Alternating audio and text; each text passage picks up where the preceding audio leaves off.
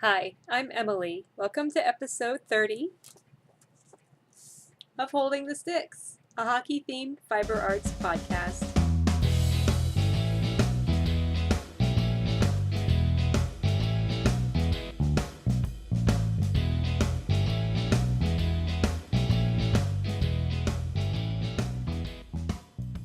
Hi, everyone, and welcome to my living room here in the Blue Ridge Mountains of North Carolina. It is November the 12th, 2013, and it is snowing outside. I'm so excited. I am one of those crazy people who love winter and love snow, so um, forgive me, all of you who are complaining and griping and moaning and wailing on Instagram and Ravelry and everything today. I love the snow. It's not sticking yet, but it's falling from the sky.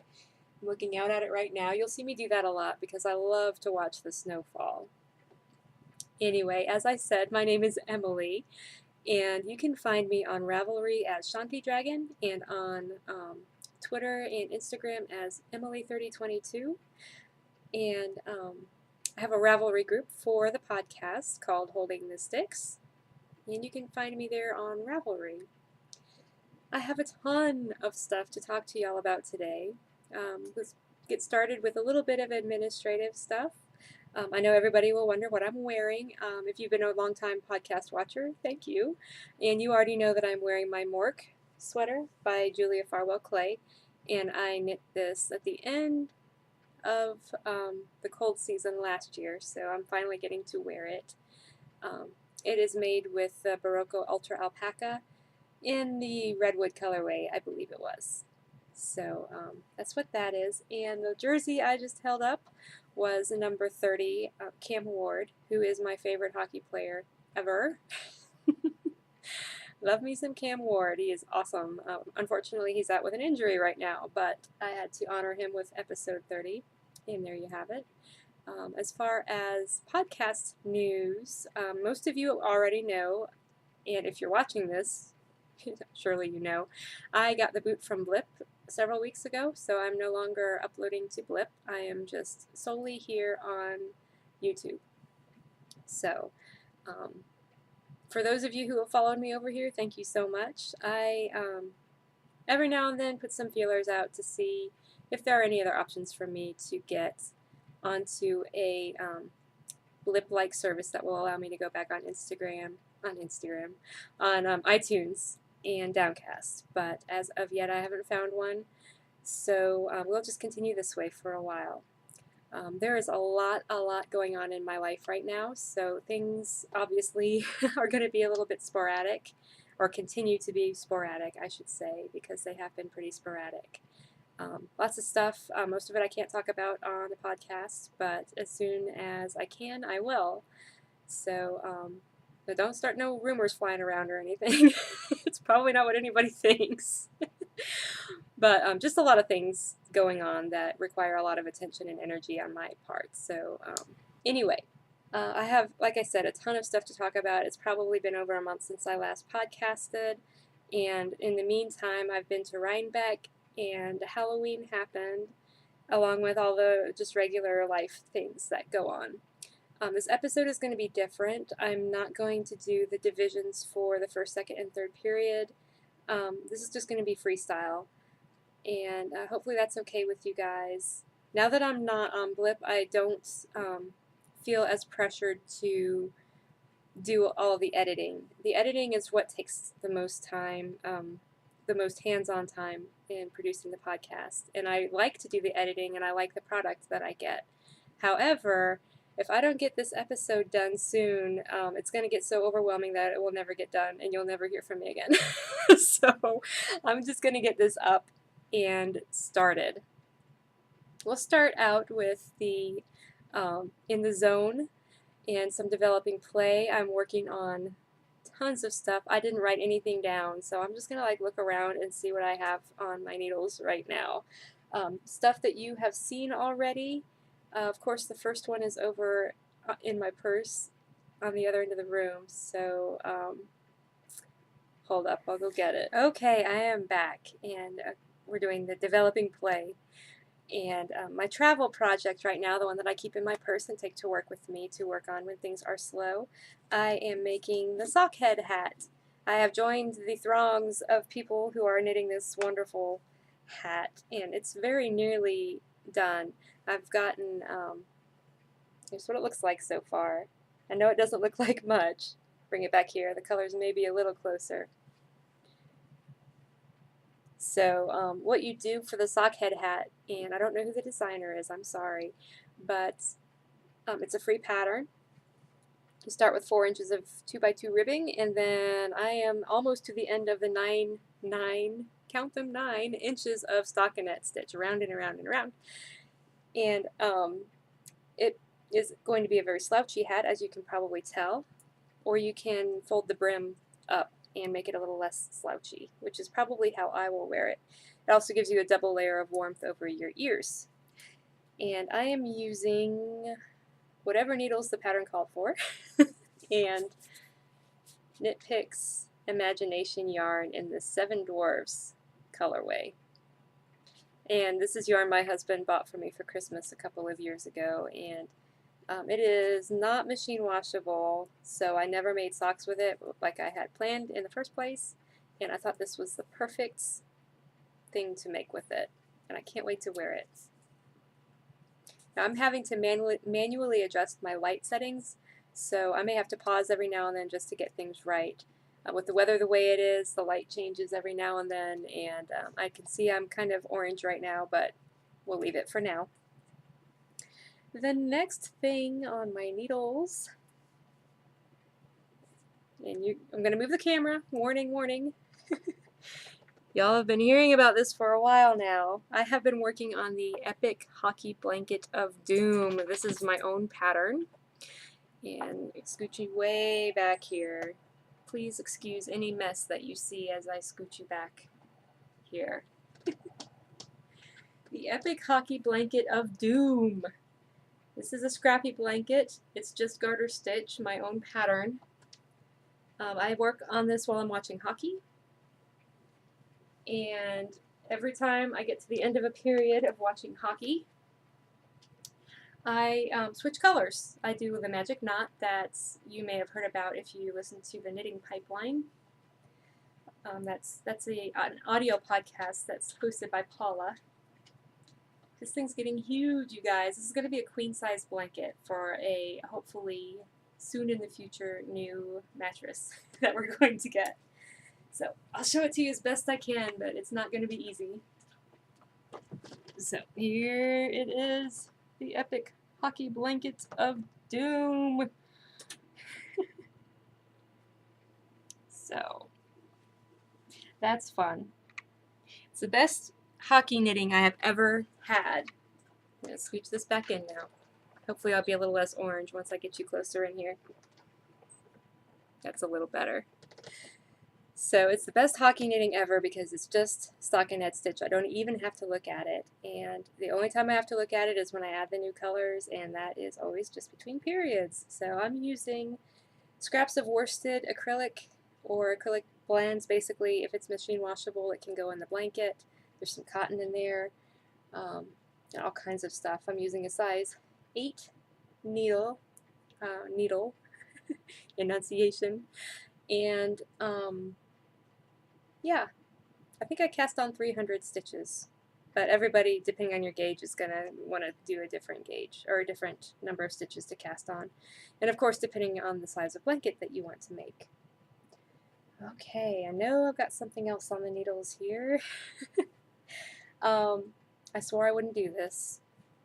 I swore I wasn't going to do Christmas knitting this year, but for some people I decided I would. And what happened was I went to Rhinebeck, and while we were up there, we visited my husband's family in Connecticut, and his brother Tom is one of my favorite people in the whole world, and he had mentioned how much he enjoyed the slippers I had knitted him 3 years ago, and was lamenting the fact that he had worn them into oblivion. So I decided that I should knit Tommy some new slippers. And you can't knit one family member's slippers without knitting the other family member's slippers. So Guess what I'm knitting? These are, oh, what are these called? I'm sorry, y'all. I'm so disorganized today. At least I have the pattern right here.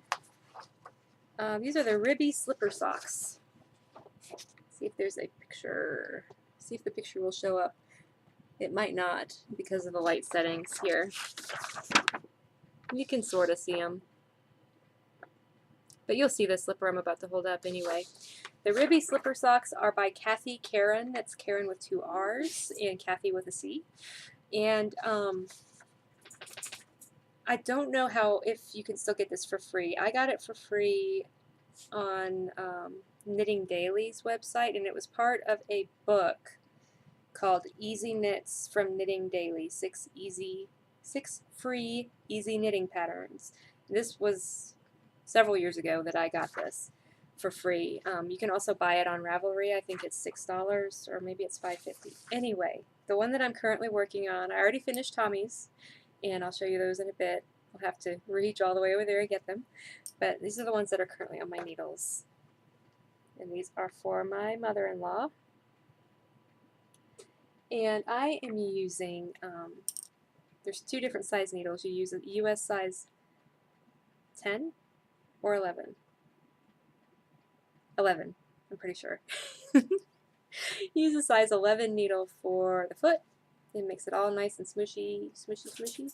And then you go down to a size 8 for the ribbing to help it hold it onto your leg. The ribbing comes up 5 inches and then you fold it, double it down. So the yarn I am using is, you're going to laugh, but I actually really like this yarn a lot. It is the Loops and Threads Charisma, and that's the Michaels brand of yarn. And it's just 100% acrylic, I believe. 109 yards, 100% acrylic. My dogs are playing. Sorry if you hear the noise. So that is that project. I am also still working on my Granville sweater by Fiona Ellis, and it is buried over here. I'm currently working on the back. I bet y'all are like, finally, she's working on the sweater. This was supposed to be my Rhinebeck sweater, and obviously that did not happen. So this is with hand spun. I spun up 2 pounds of Knit Picks Wool of the Andes Roving in the Merlot colorway over the course of about a year, and came up with this yarn. Decided I should knit a sweater with it, and so I finished the back. It's, you know, it's all curled in on itself. It's hard to see, but you can see that beautiful cable detail. I love this pattern. And this is the interesting thing. The construction of this is different than I've ever seen before. You don't knit the sweater and then add the hood after, per se. Let me show you this. So you can see here, just to give you a little idea of what you're looking at. You can see like the sleeve.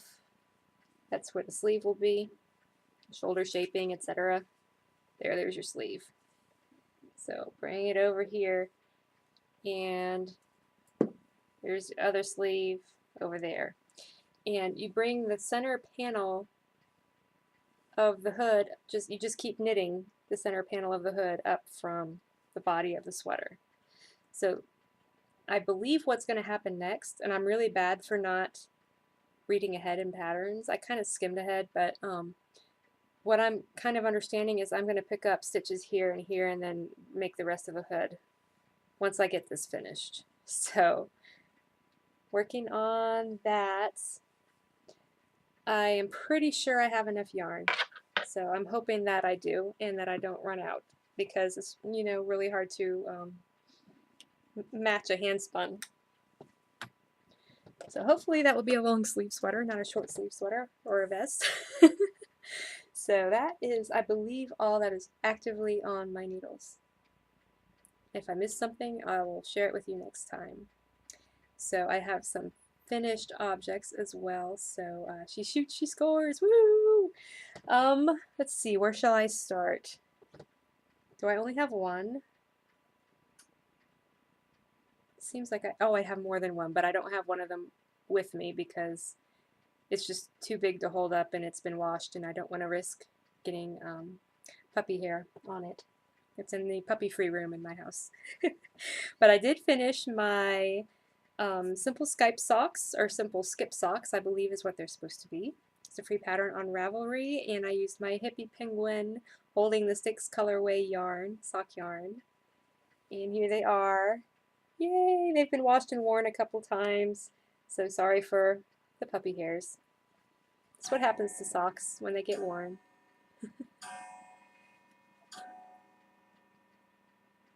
We still need to change that clock. It is not 4 o'clock, it's 3. Actually, it's 10 to 3, but these old mechanical clocks, they don't keep time as well. They need to be adjusted, especially when the weather changes. And my husband hasn't gotten around to that yet. So the colder it gets, I believe, the faster these mechanical clocks will go. I don't know though. That's totally a side tangent. Anyway, Hippie Penguin socks, yay! These are wonderfully soft and warm, and I save them for cold days. That makes me so happy. My other finished project, and this is huge, huge. I'm so happy. I finished the Knit Sampler Afghan by Coats & Clark, and I will hopefully remember to put a picture in right here. And this will be a Christmas gift for somebody. And don't believe that somebody watches this podcast, but just in case they do, I'm not saying. I finished it. If you've been watching the podcast for a while, you know that I began knitting the Knit Sampler Afghan on January 1st of 2013, and I tried to knit 2 squares per month, and got behind somewhere around spring and summer, and then caught up again, and obviously finished. Right at the end of October I finished, and then it took me 3 or 4 days of pretty consistent, constant seaming to get it put together. And then I also, and I took some pictures of this too, I did what I'm sure maybe this is what it's called, but I don't know if it's a technique that's done. I called it an applied chain stitch between each square because I really kind of wanted a border between each square, and I've never put a blanket together. So I crocheted it together. That's how I did my seaming, and I thought that that would create a border in between, but it didn't.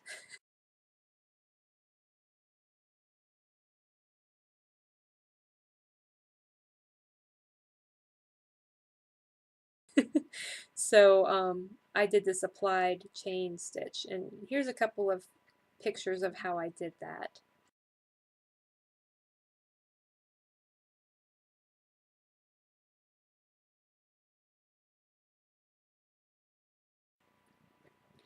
And I really like the way it turned out. And the photo that I haven't taken the picture of, I keep looking at the snow, I'm sorry. The picture that I have is, the ends weren't all woven in yet. So, and I don't think the blanket had been washed yet either. But it gives you a good idea. I haven't gotten a chance to get the actual finished object picture yet because, like I said, it's been washed and it's all pristine and everything. So I don't want it to get messed up, and I'll need help to get it photographed. So anyway, that is probably like one of the biggest, coolest things I've ever made. So that's exciting.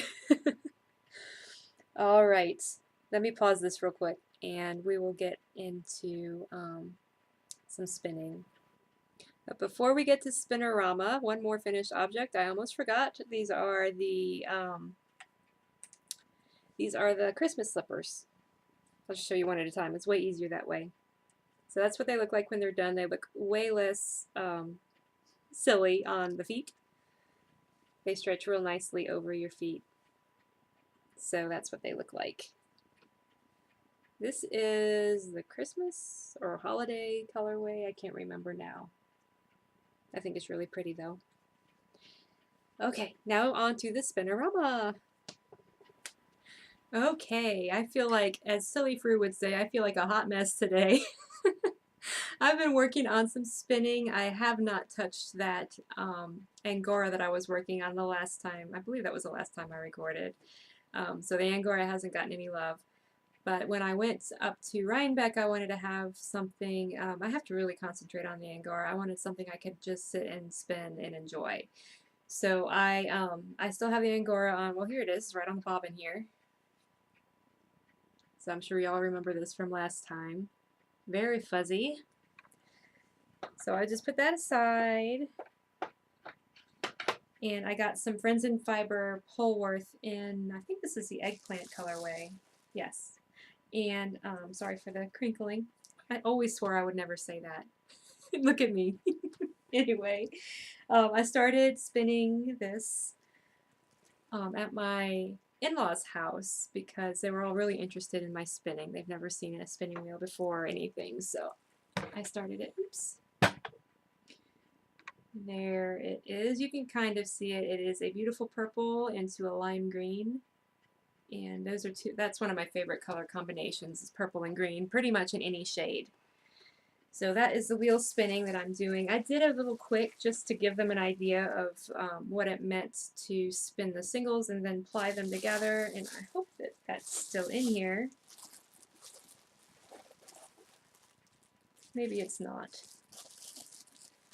Well, phooey. No, it is in there. So I just did a quick Navajo ply, and just to give them an idea of how that would turn out. And that is nowhere near the right color. So I'm going to pause this again and resituate myself. Okay, that's a little bit closer for color, but it's way brighter and richer than that. But anyway, there's that. Right, so believe it or not, that's not my only spinning right now. I, as you know, will occasionally pull out my drop spindles and spin a little bit. At Rhinebeck this year, I purchased my first Turkish spindle and some roving, and I've been working on that. And let me see. Of course, I don't have the tag from this roving, and I feel terrible for that. Let me see if I have it over here.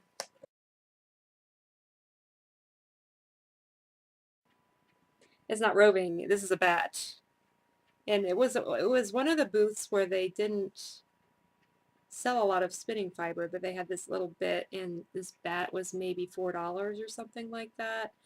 And I wanted to get a couple of smaller bits of fiber to spin on my drop spindle, especially because I got a Turkish spindle.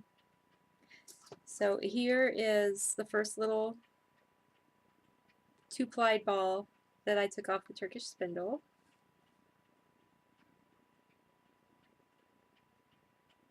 So I did all the singles, and then I went ahead and double plied it and just pulled it off in that center pole ball. That's the cool thing about Turkish spindles. And here is the spindle. And I got the spindle at Carolina Homespun. Is that right? I believe that's right.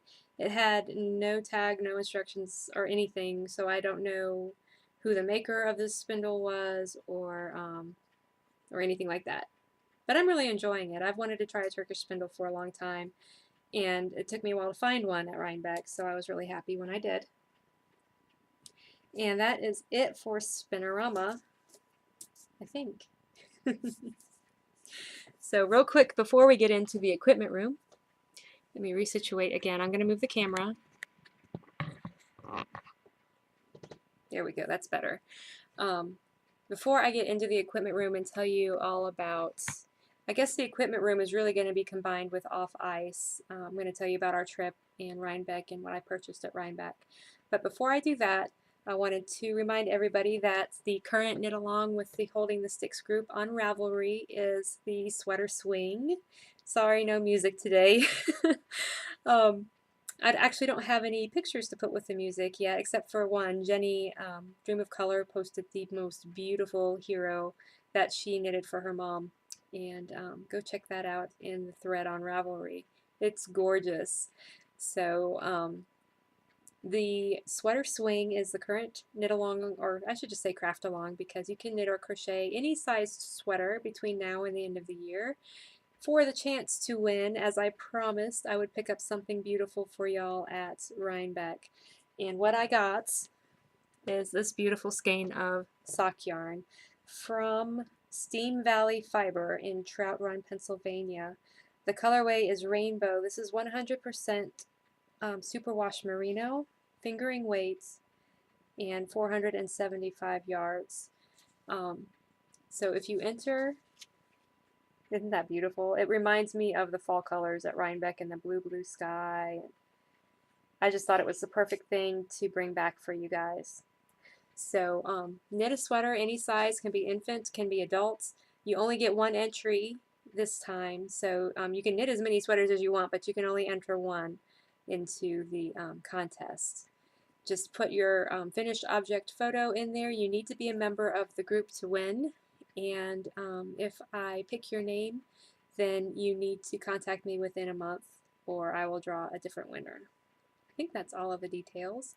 If not, all of the details are in the thread on Ravelry. So this was one of the things I got at Rhinebeck. So now I think I will just tell you about the trip that we took to Rhinebeck and up to see my in-laws. So my husband and I were celebrating our 15th wedding anniversary, and that's why we decided to do this Rhinebeck trip. It was my first time going to one of the larger fiber festivals. I've been to SAF several times, the Southeastern Animal Fiber Fair. I love SAF, and I look forward to going back next year to SAF. Rhinebeck was a lot of fun. I'm not going to go into huge amounts of detail of what we did and everything like that, but it was very big. It was very crowded. It was overwhelming. That's the only word for it. It was overwhelming. In a wonderful, wonderful way. And I spent all of my pennies that I had saved up over the last, 6 months or so that I thought maybe this trip would happen. I spent all of it. But it was definitely worth going, and I really enjoyed it, but it's not something that I feel like I need to do every year. I think in a lot of ways I enjoy SAF even more than Rhinebeck. The visiting of the in-laws was a lot of fun. They live a couple of blocks off of the ocean in Westbrook, Connecticut. And so my husband and I, if you follow me on Instagram, you probably got to see the pictures of us. We got to go running on the beach several times. The beaches up there are not like the beaches down here. Down here we have very soft sandy beaches, and up there they're very rocky. They have a lot of sharp broken shells. Not garbage or anything like that. It's just not, the kind of sand that you would want to be running, especially not running barefoot on. So we ran on the walkway instead, and it was lovely.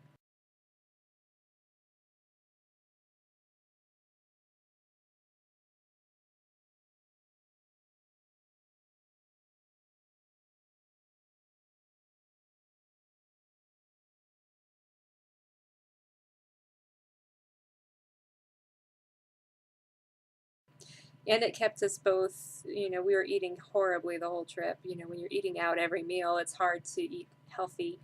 And I actually didn't, gain any big amounts of weight or anything on this trip when I really thought I would. But since we kept active, it was all good. So we went up to Rhinebeck on, oh, we have a visitor. Can you get up here? Come on. There's my little visitor. Now you're all discombobulated. This is Bumble. She's glowing. Yes. I don't know why she's up here. I hope she's not feeling bad. Anyway, as I was saying, we got to Rhinebeck on Friday evening. Well, Friday afternoon, really. And we stayed over the bridge in, between Woodstock and Saugerties at the KOA campground. So, Apple Blossom SF, or Sarah, who used to host the Apple Blossom and You podcast, she gave me the idea to do that. It was a wonderful idea. Thank you so much, Sarah. we stayed in one of their little camping cabins, and the camping cabins have electricity, and they have a little space heater, and they have available Wi-Fi, but they don't have their own bathrooms. So we had everything we needed, like a real bed too. It had real beds. Let me put a picture. I'll put two pictures in of the inside and the outside of the cabin.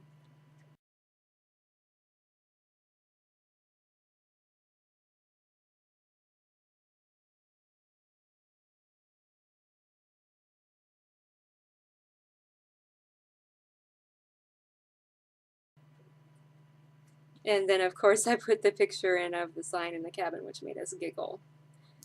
Um, it was a great little cabin to stay in. We only saw one spider inside the cabin, so I was happy about that.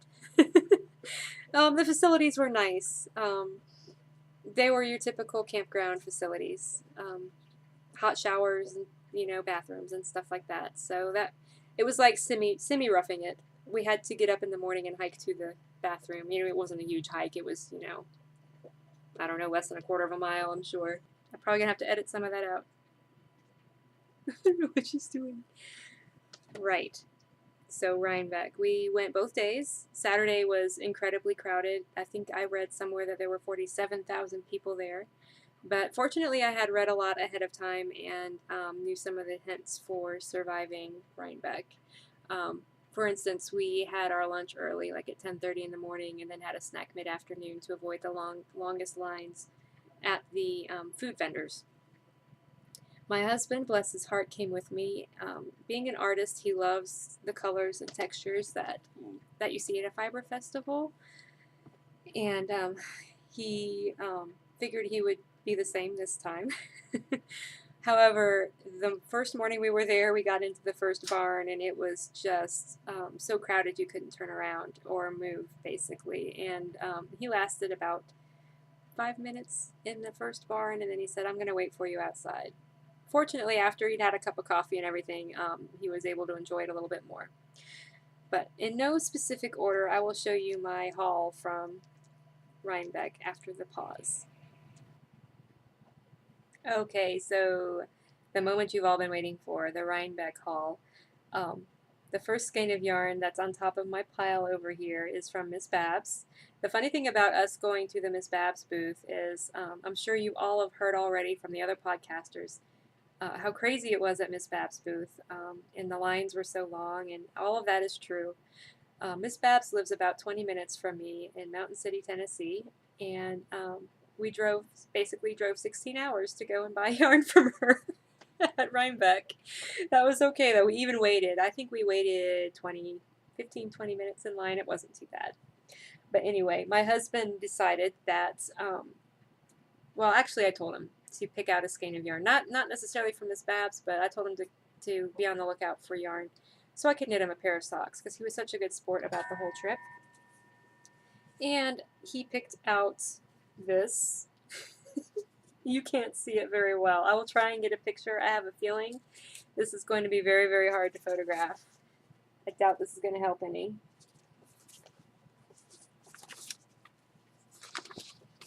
Seriously doubt that's going to help at all. Well, maybe. Anyway, the girls helping Miss Babs in her booth thought it was the biggest hoot in the world that my husband came up to purchase this skein of yarn. This is the Yummy hand-painted fingering yarn 2-ply superwash. It's 100% merino wool, 400 yards. The colorway is Naughty Fairy. And the girls at Miss Babs' booth were like, "I'd love to see a man rocking some Naughty Fairy socks." Well, guess what I'm going to start as soon as that hat that I'm working on is finished. This is a hot pink into a beautiful, it's not fluorescent orange, it's not quite Hunter Blaze orange, it's a little bit of a burnt pumpkin orange. So there's that one. Also at Miss Babs, if I can find it in here, I hope I'm not screaming in your ear. Here we go. This was my purchase at Miss Babs. This is her new base. It is called Katadin. I'm not sure how to pronounce that. This is 100% blue-faced Leicester wool. It's 1,750 yards of a light fingering weight yarn. I saw this and absolutely fell in love, and that color is showing very true. It is like a just gorgeous green. It's got this beautiful depth of color. You can see it. And I will knit myself a sweater out of this. I'm not sure which sweater yet, but I'm sure I will find something. I'm in love with this yarn. It is really soft. Everything Miss Babs has, it feels wonderful. It has a good hand. Next, I'm just going to grab stuff out and go to town so I don't keep you all in suspense. This was almost the prize for the sweater swing, the sweater swing, knit along, crochet along, craft along. But then if you're not a spinner, then that wouldn't have worked. So I decided not to offer this as a prize. I love this though. It also reminds me of the colors at Rhinebeck, those autumn colors. This is from, does it not say? Dragonfly Fibers. And it's Polworth Silk Roving, 85% Polworth, 15% silk, and it's in the Sleepy Hollow colorway. I am very much looking forward to spinning that. I got another little bat here from Spinner's Hill, and I've heard Wendy from Knit One Heart 2 talk about this, and I always giggle because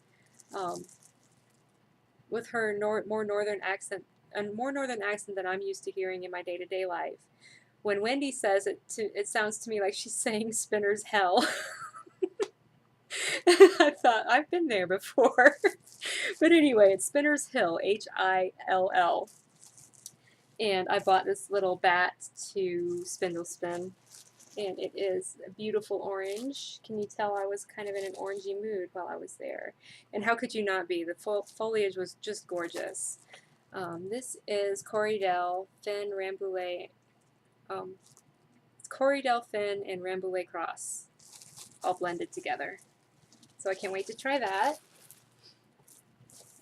And let's see what I've got next in my bag of tricks. Oh, Into the World. Of course I had to go there because I can never, I'm not a member of the club, and I, don't stalk websites, so I've never caught an update before. This is a one of a kind, and it took me forever to figure out that OOAK was short for one of a kind, but I did figure it out, so all is not lost. So there's no colorway name. This is merino, a braid of merino. I'm going to have to take it out of the bag, I think. Please forgive my crinkle. Crinkly crinkle. I'll never get it back in here once it's out. Maybe I can just do halfway. There we go. Isn't that just gorgeous? Yeah, there wasn't much of a hesitation there when I purchased that. So, here's that. Make sure that doesn't beep at me again. And, oh, here's another name y'all probably have heard a bazillion times. I've been hearing about these forever and a day, so I decided I really ought to try a loop bat. And they had a really good selection left when I actually had time to go over there. And it was one of the booths that was very crowded. And this is the bat that I got. Let's see if I can see that pretty well. That's a lavender on the outside. You can't really see the lavender very well. But that is purple into green, into a pink, which looks kind of orange in this light, and then into a lighter pink, and then into a lavender. So I'm excited about that. And this is 4.9 ounces.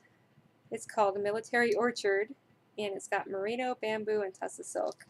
And the funny thing is, I always thought I would get one of her sparkly bats because I love sparkle, but that's the one that caught my eye. And I hemmed and I hawed, and it took me forever to decide on that one, but I think I made the right choice. So, I'm getting down to the end here, I promise. I went to the, I'm sorry, this one's super crinkly, Bitsy Knits booth, And I got this beautiful fiber there. Those colors are showing up pretty true. We also bought some conductive thread, and it's this thread that you can put into your knits so that you can, like, you put it into the finger of your gloves so that you can use your touch screens, like iPhones and things like that. So my husband wanted a couple of those. My husband got a bunch of stuff at that booth, like little scissors and gadgets and things. He loves stuff like that, and he sews a lot, so he wanted to have some stuff like that. And then the conductive thread and various other sundry things. But this is probably my favorite purchase from that booth. I look forward to spinning that. I got more spinning fiber than yarn, I think. And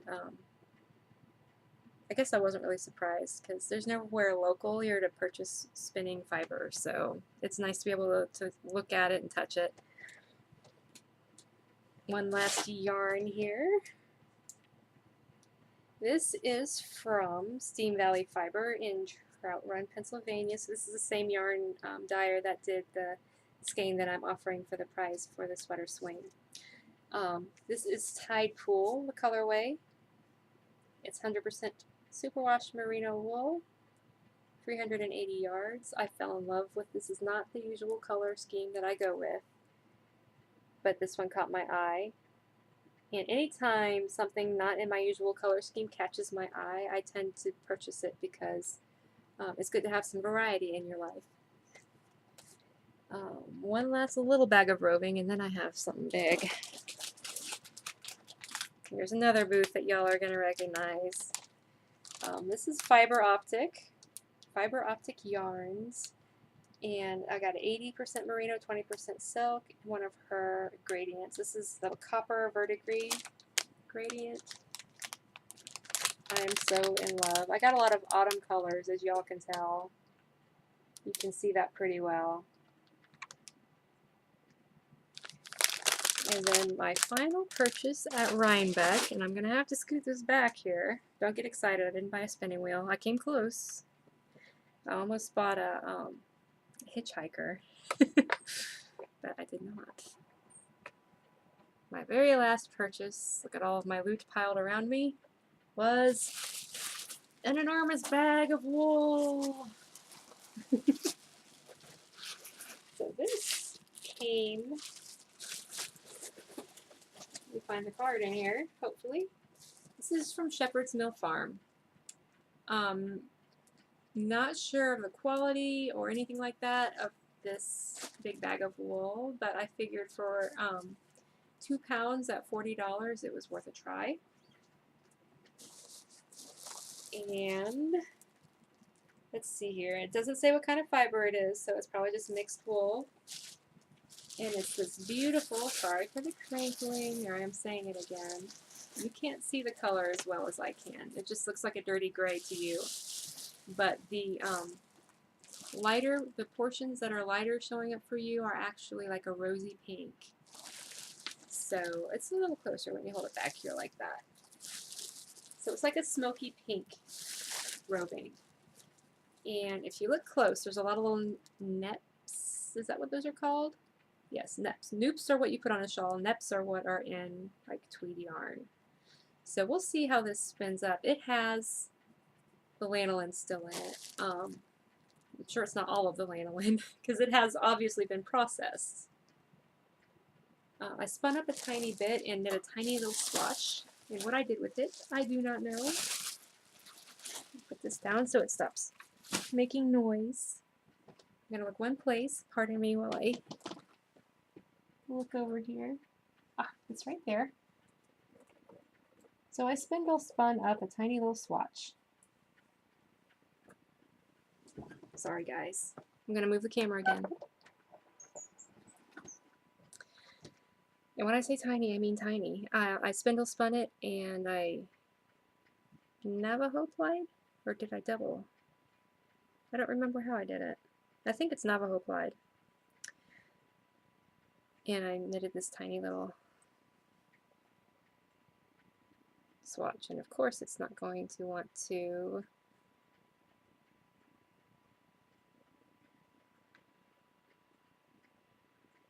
go. And that doesn't do it justice either. The color is just gorgeous. It just looks kind of blah on my screen here, but it really is just gorgeous. Here's the back of the swatch. It's way more pink than it's showing up on the screen. It's a pinky gray. So I'm happy with it. It's very rustic, and like I said, it still has the lanolin in, so I'm going to obviously make an outerwear garment with this. With 2 pounds of it, I'm not sure.